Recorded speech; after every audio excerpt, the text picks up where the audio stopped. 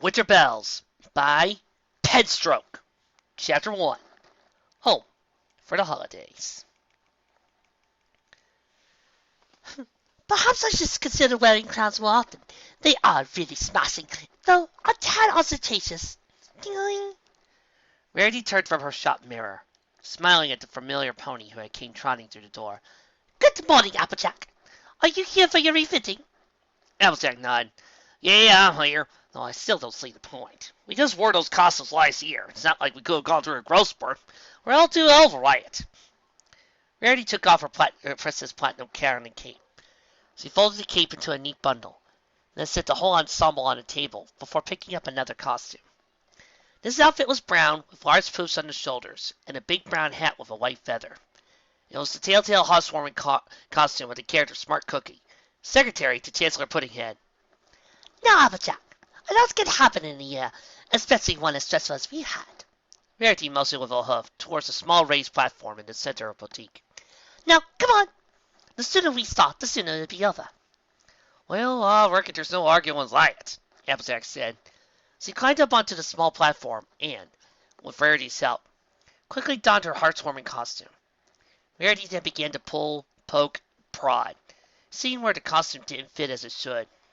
She levitated a notepad and pencil in her magic, taking quick notes. Good fit in the chest, but sleeves are a little tight, and the tail off at the back needs a fix. Rarity muttered to herself. In all, about what I would expect. I've heard from Rainbow Dash you've been using your free time this winter to train for the spring rodeo. Rainbow's fighting higher? Every pony has. Rarity says she inspected the feather of Applejack's hat before scratching down the note. We've all had costumes for the pageant after all, and we all needed a refitting. Not a lot to change, thankfully. Twilight, Spike, and Pinkie Pie still fit perfectly into their costumes. And with what Pinkie Pie eats, that is a miracle. Rainbow Dash needed the wing holes adjusted, and Featherside needed some of her hems brought in. She lost weight again. Oh, what I wouldn't do for her metabolism. Applejack snickered a little. What about you? We shall not discuss me, Rarity said firmly. She put the notebook down and turned back to Applejack. Besides, I'm already done. You can take your costume off. We'll see you thought was fast, Applejack said. She began to take off the costume, and soon offered the roughly bald pile of clothes to Rarity, with the hat resting on top.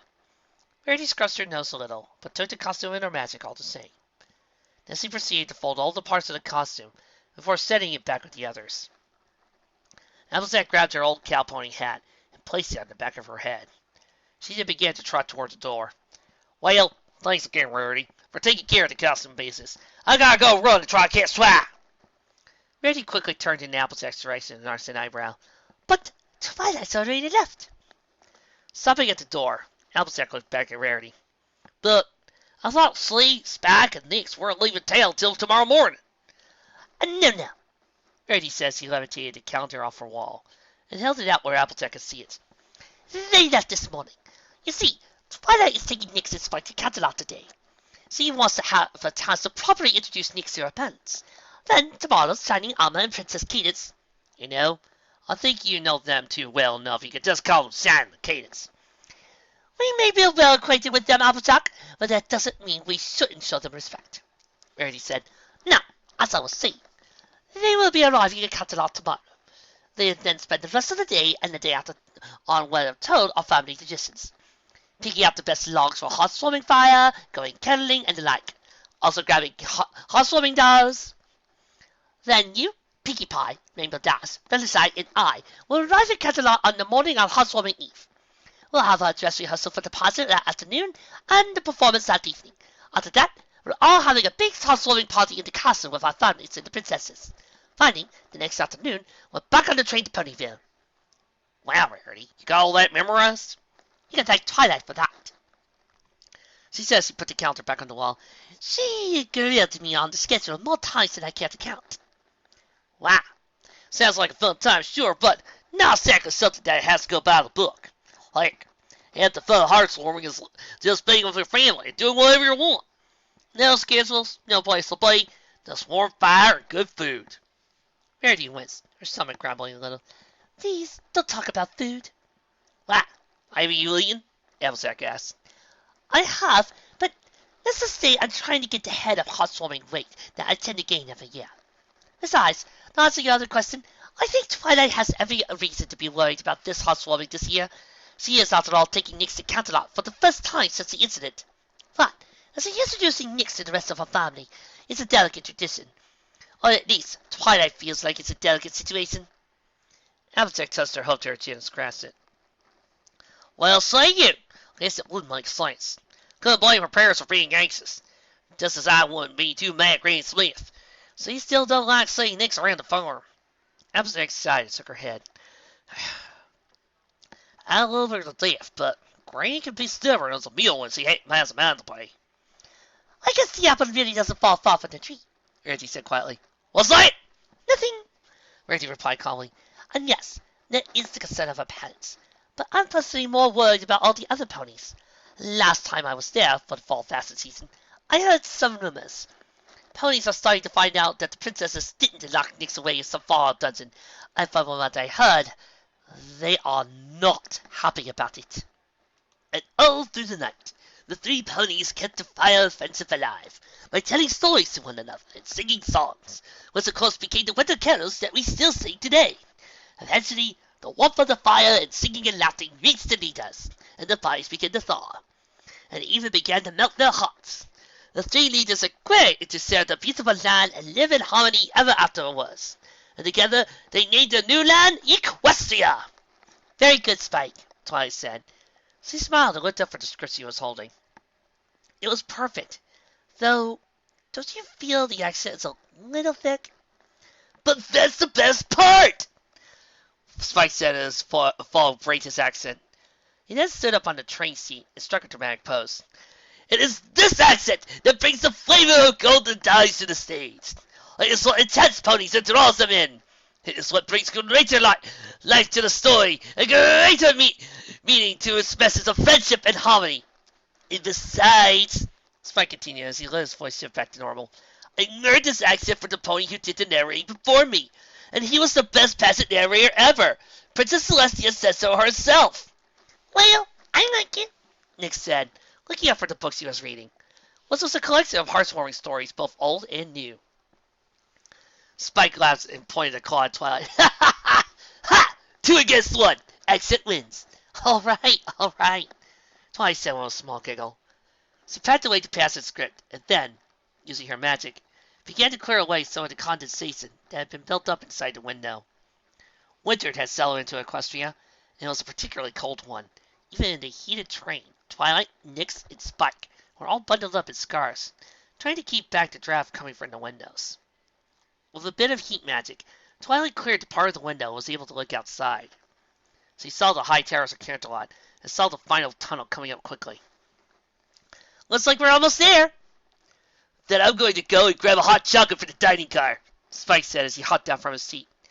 But there's a coffee shop at the train station. Yeah, a coffee shop that's going to have a long line, Twilight, Spike said.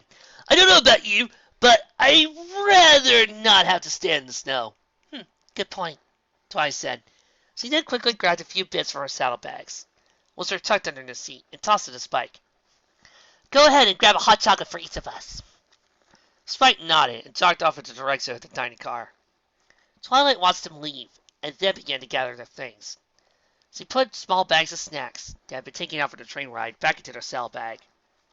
Then she looked at Nyx, intending to tell her she needed to put her book away and get off the train. But Nyx wasn't reading her book anymore. She was instead looking out the window, looking out through the hole Twilight had made in the glass, and watching as the train carried them ever closer to Canterlot. What are you looking at, Nyx? I'm trying to see the train station, she answered as she squished her nose against the window. You said your dad was going to be meeting us at the platform. He is, but I don't think you can see the station from here, Twilight said. She used her magic to clear another hole in the window's condensation and looked out at Canterlot. Besides, you don't even know what my dad looks like. I know, but I still wanted to see if I could see him, Nyx said. She pressed her cheek against the side of the window, straining her eye to see the train station. She then jumped, caught off guard by the sudden blackness as the train drove through the final tunnel before Canterlot Station. Twilight giggled a little as Nix recovered from being startled. How about we go sit on the other side of the train, so we can wait till him as the train pulls in? Sound like a plan? Nix nodded. Soon the pair were on the other side of the train. Twilight cleared a single large hole in the window condensation, and Nix braced her face against the glass. Looking as adorable as possible. And as Twilight watched Nix, she couldn't help but smile a little. She was still nervous about coming to Canterlot, but in the end, she felt the benefits of the trip outweighed the risk. She didn't want Nix to be a stranger to the rest of her family. She wanted Nix to know her grandparents, Uncle Shining, and Aunt Cadence. She just wanted them all to share a happy heartwarming. Twilight was drawn back out of her thoughts by the bright light from the window. The train had exited the tunnel and returned to the white, wintry world that Equestria had become. The train slowed, beginning its arrival at the station. The towers of Canterlot loomed above them, stretching all the way up to the gray, cloud-choked sky. It looked like the weather reporter was gearing up for another snowstorm. Twilight was now happy she had brought their heavy jackets. The scarves they currently had on weren't going to cut it. Hey, I think I can see the station, Nix said. She was pressing her face so hard against the glass. She was likely frightening any ponies that happened to look at the train as it passed by. Wow, there's a lot of ponies on this platform. Really?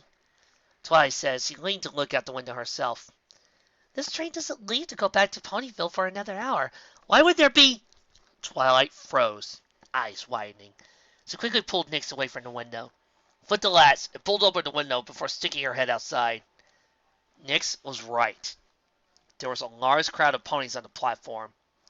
But they weren't ticketed passengers waiting to get on the train. No. They were ponies with notepads, cameras, fancy hats, and press badges. They were reporters. No. Worse. They were paparazzi.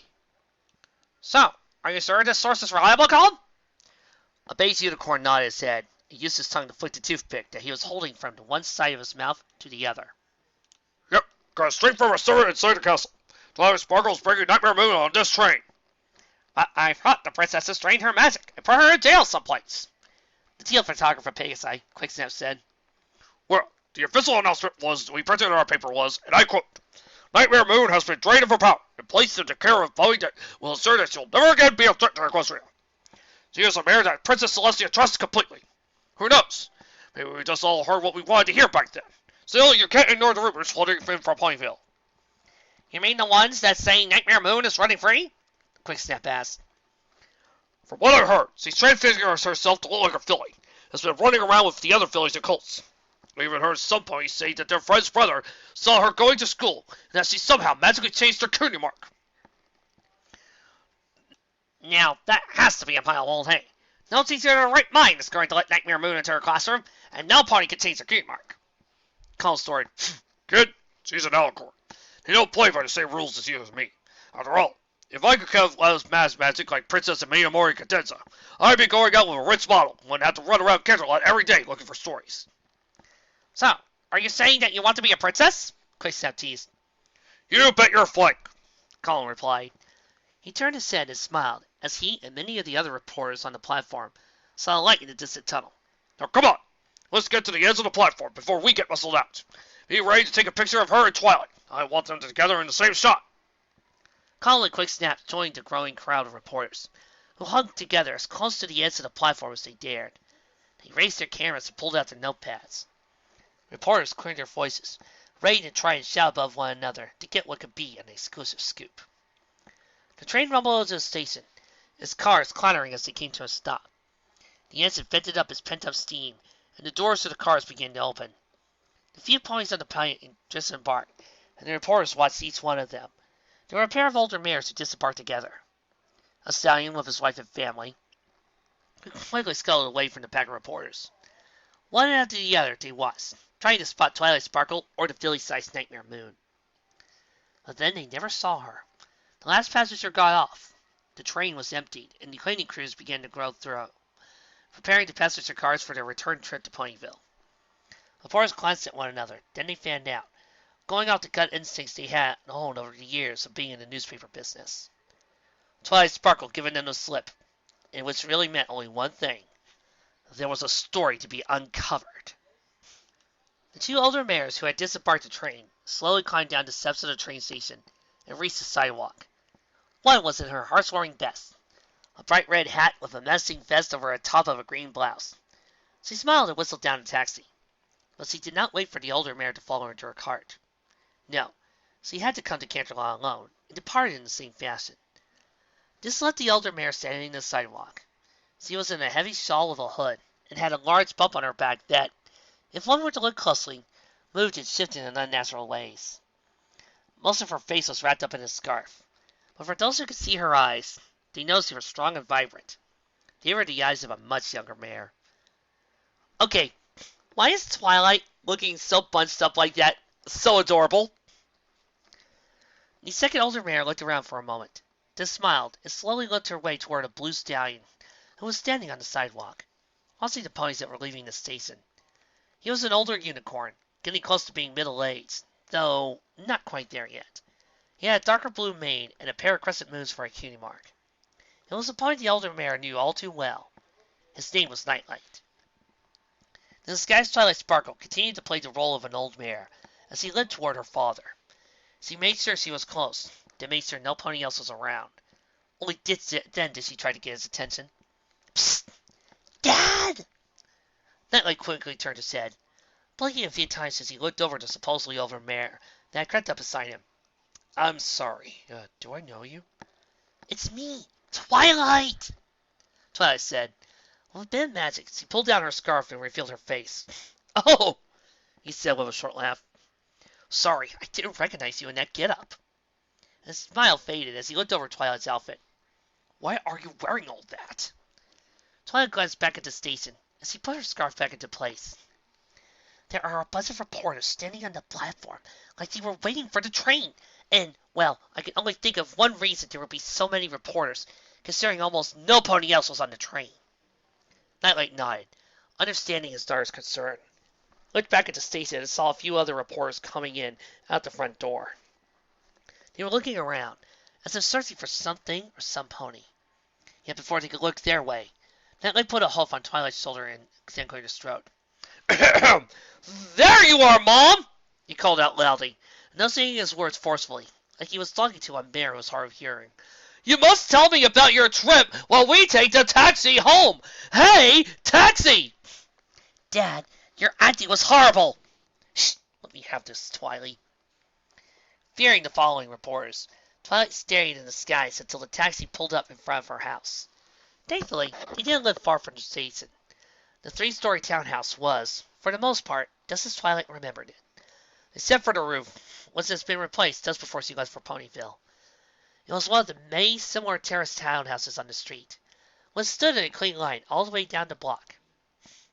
It was a well-off neighborhood, not the fanciest in Canterlot, like the manors and mansions near the palace, but they were close to the heart of the capital of the city. Celestia's School for Gifted Unicorns was only a few blocks away, as was the best of the downtown shopping.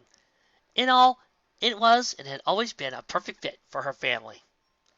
Yep, I could see it right there in the screenshot. Nightlight stayed behind the taxi for a moment, paying the stallion for the trip, while Twilight stood at the end of the walk that led to the front door. The house was in its holiday best. Garland and strings of enchanted, glowing glass hung from the edges of the window and roof. A wreath hung on the door, and a blanket of snow covered everything. Twilight doubted she could find a more welcoming sight in all of Equestria, at least to her. Twilight! Spike whined. The hum of Twilight's old mare disguise shifted. Can we get inside already? It's getting hot under here. Did the hut just stuck? The taxi puller asked with a cocked eyebrow. Yes, it did. Nightlight answered, as if nothing was out of the ordinary. Now, here are your bits, and you can keep the change. The prospect of a very serious tip quickly drew the stallion's attention back to Nightlight. Thank you, sir, and have a happy hot swimming. Nightlight nodded, and waved a quick goodbye to the taxi stallion before he pulled away. Then he turned back and moved up beside Twilight, continuing the illusion that he was helping an elderly mare to the door. I was wondering if that was Spike was hiding. How are you doing, son? I'll be doing better when we get inside, Spike answered, as Twilight and Nightlight began climbing up the front steps to the door. They were soon inside, and with a flash of magic, Twilight transfigured those hooded shawls he had been wearing back to its original form, her heavy winter coat. A moment later, she unzipped the coat's front and peeling it off. She had been wearing her saddlebags underneath, and both Spike and Nyx had been riding on her back. Darn it, Penstroke, why must you continue to fill me with cute images? He jumped off within moments. Spike went to the door, cracking it open a little so he could get some cold air on his face. And Nyx was right behind him, standing a few steps back and smiling as they both recovered from the oven that was the inside of Twilight's coat. Here, let me get your coat, Nightlight said. He masterfully grabbed the coat and hung it on a nearby coat rack, before turning and shouting into the house. Velvet, honey! They're here! I'll be right down, the voice of Twilight's mother, Twilight Velvet, called from the stairs. I'm just putting a few things away. Nightlight chuckled, shaking his head. Your mother can't be happy with guests around unless she knows this house is spotless. Gee, I wonder where Twilight gets it from. He then turned back to Twilight, his smile widening as he took off her saddlebags. But you know as well as I do. Now, come on, give this old stallion a hug. Twilight was more than happy to oblige. She lifted her forehooves and hugged her father tight, giggling a little as he gave her a squeeze. The pair of them stepped apart, letting Nightlight turn and smile at Spike. And how was my daughter's #1 assistant? He asked as he offered a hoof. Still keeping my daughter out of trouble? Spike took Nightlight's hoof in his claw and gave it a shake, laughing as he said, More than you know. Well, it's good to see you both. How have things been since the wedding? Actually, Dad, there's one more pony you need to say hello to, Twilight said. She stepped to one side, smiling as she swept a hoof under her father to Nyx, who had been standing behind Twilight, trying to go unnoticed. Dad, this is Nyx. Nyx, this is your grandfather, Nightlight. Nyx being shy is so freaking adorable. For a moment, Nightlight's smile weakened. He inspected Nyx closely, and he stepped back anxiously under her gaze. She looked away, staring at her hooves as he scratched her foreleg with the other. But his gaze remained constant. Then he took a step forward, towering over her as most adult ponies did. Nyx, he said with a calm, yet commanding tone, forcing her to look up and meet his gaze. He then bent his head down and extended a forehoof, bringing it to the side of her head. What's this behind your ear? He brought his forehoof back a moment later, which was now holding a small holiday cookie. He also smiled, which in turn made Nyx smile as he took the cookie. She took a single bite, and her smile grew until it threatened to burst off her face. This is good! Was all she could say through the flavorful food that filled her mouth. Stop it with the cute images. You're killing me, Penstroke! You're killing me! That's a secret family recipe that my grandfather came up with, Nightlight said as he raised his head. He was a royal chef, and no pony came into his house during the holidays without getting a cookie. Hey, what about me and Twilight? Spike asked. There's a whole plate of cookies in the kitchen, Nightlight assured Spike. In fact, why don't you take Nyx in there? You can get yourself a cookie and then some milk from the fridge for the both of you. Sounds good, he said as he began to lead Nyx into the kitchen. Maybe this time I'll actually get to enjoy it.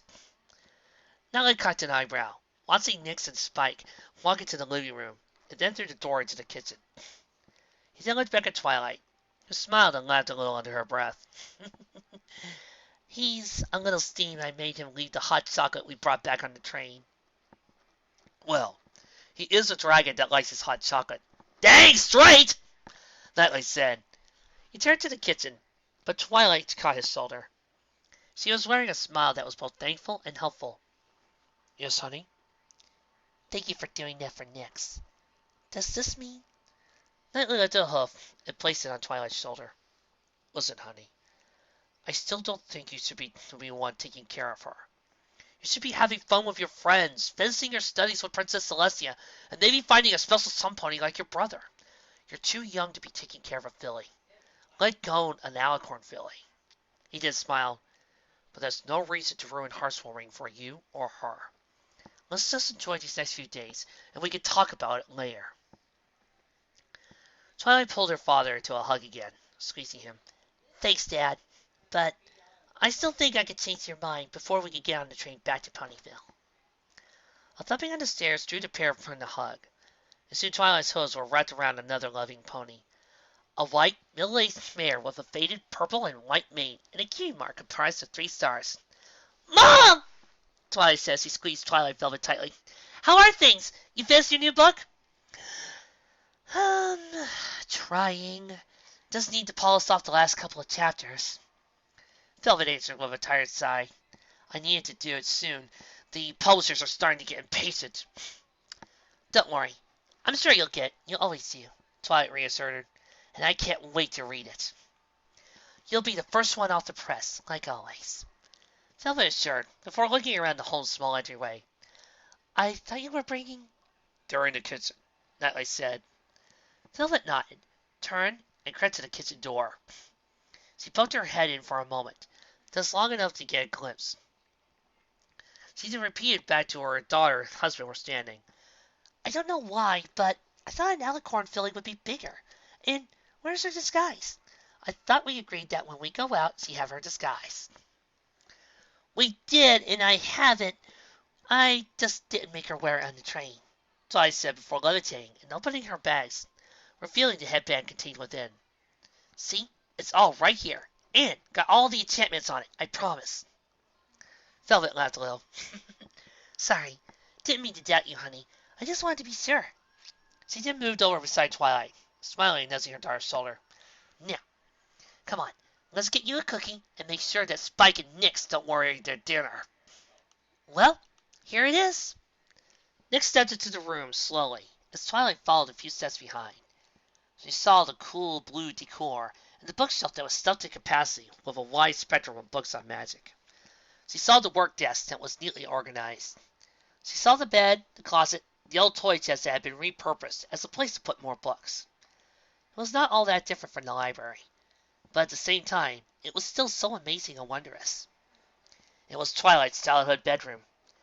Nix walked around slowly, looking at all the books on the shelf. Then she moved to the window, looking outside. It was dark outside.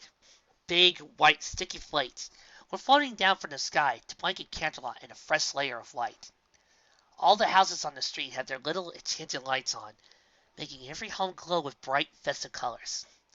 It was the kind of view a pony would expect to find in front of Hearth's warming card.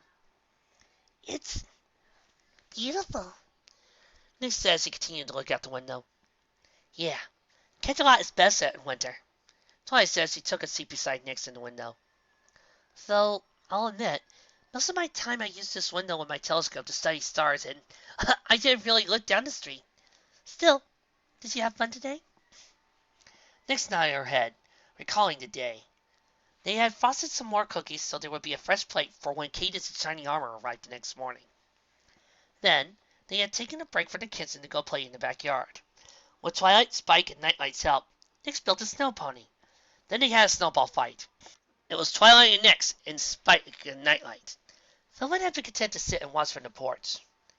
She loved the holiday season, but wasn't a big fan of snow. After they had all cooked together dinner, and had played a board game in the living room. So in the end, it had been a fun day, really. A really fun day that was made only better by the idea that she, Twilight, and Spike were going to be staying in Twilight's old bedroom. Good, Twilight said.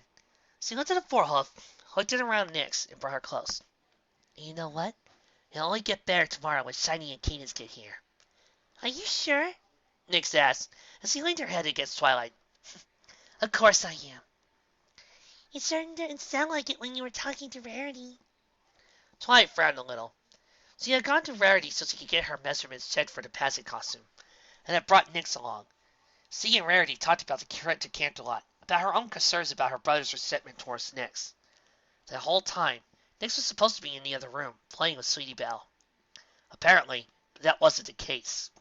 Nix, you shouldn't eavesdrop on other ponies' conversations, Twilight told her before sighing, nuzzling the top of her head. I know what I told Rarity, but I also know my brother. He's always been protective of me, but he's also a reasonable stallion. Once he has a chance to get to know you, I'm sure he'll come around and be your BUFF. Nyx turned to Twilight as she cocked an eyebrow. My what? Your best uncle friend forever, Twilight said before sighing and shaking her head. Why doesn't any pony understand acronyms anymore? Nyx giggled a little at Twilight's frustration. Then she let her head rest once more on Twilight's shoulder. She didn't yawn as her eyes began to droop. Okay, that's it. This rear's dead. Goodbye.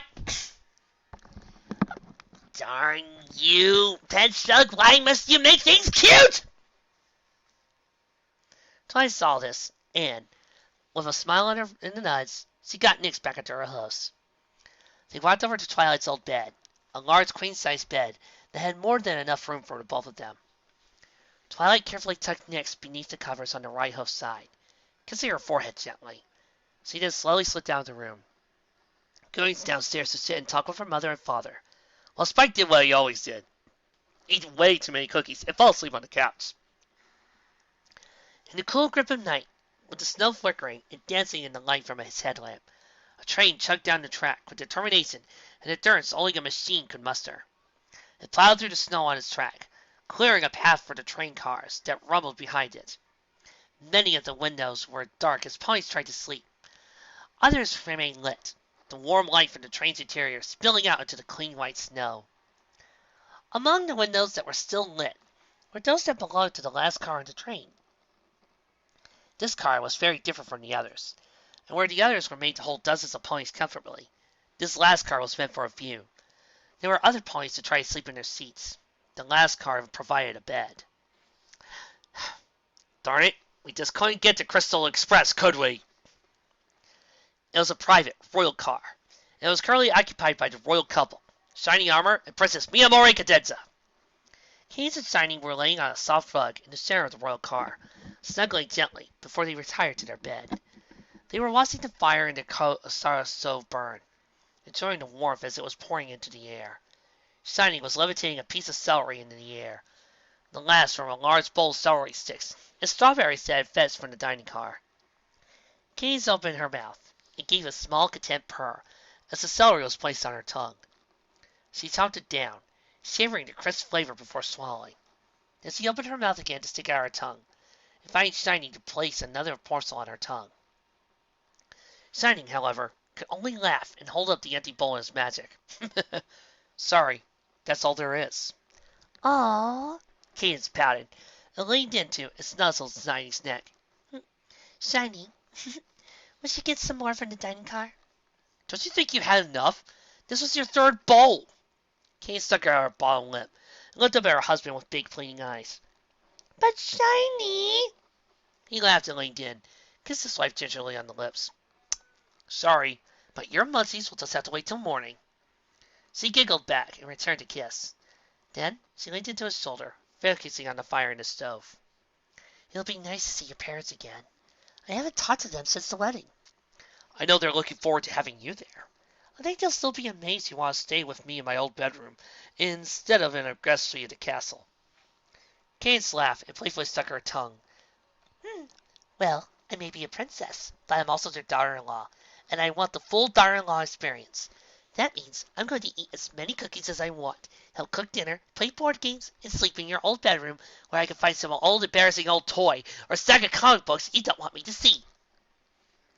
Hey, that vintage Super Stallion #1 is classic. You mean like when I found that old diary of yours last month? The one for when you were still full-sitting Twilight? What was that one entry I read? Dear Diary, Shining Armor came back from playing football with his friends, and I was babysitting Twilight today. He got so hot and... Cadence lit her horn, and a minute later, a pillow flew off their bed and flopped against the back of Shiny's head. Then, the parents shared a laugh and a kiss before going back to watching the fire in the stove. I do hope you have a good time, Cadence, Shining said. Just be careful around the house. Why would I need to be careful? Twilight's bringing next. Cadence shot up and looked into her husband's eyes. Shining, we've talked about this. I don't think we have any reason to think Nyx is dangerous. Celestia and Luna pardoned her of what she did. Not only that, she's been living with Twilight for the past few months, and there hasn't been any sign of trouble. I know. Celestia and Twilight both told me the same thing. But you remember the wedding, don't you? Twilight had a gut feeling something was wrong, and it was because of that gut feeling that the Changeling Queen sent her down into the Gem Caverns, was to let her help you escape. What does that have to do with anything? Well, I just have a gut feeling that I can't trust Nyx, Shiny explained. When she was Nightmare Moon, she brainwashed me into leading the Canterlot occupation. What if she made me hunt you down? What if she had banished you to someplace, and it was because I was able to find you? I haven't been able to protect you if I should. And I just want to be careful. Then be careful, Kaden said. But don't be so cautious that you ruin Hearthwarming. Twilight really wants you and Nyx to get along. I know, and I promise I'll try. Kaden smiled, then kissed Shiny on the lips. Good. Now come on, let's get to the bed. Twilight and your mother probably have the whole day planned tomorrow, and we need our Rarity. You go ahead, Shiny said as he watched her stand up. I'm just going to be a few more minutes. Kaden nodded and slowly slipped off the bed, leaving Shiny near the stove. He then turned his head. His horn glowed as he opened the flap to a saddlebag, then rested near the door of the car. Within, he withdrew a few folders that he levitated to where he was laying. He set most of the folders down beside him, but kept one suspended in his magic. He flipped it open and then began to read down the papers contained inside. Psychological evaluation. Form B5, page 2. Last name, Shining Armor. Rank, Prince. Examining Doctor, Dr. Prain Trust. Examiner studying elaboration of all pertinent observations. Follow-up examination with Shining Armor. This examination is being made to request of Prince's armor as a follow-up to his debriefing examination after the recent incident involving the second return of Nightmare Moon. After a thorough examination, it is my opinion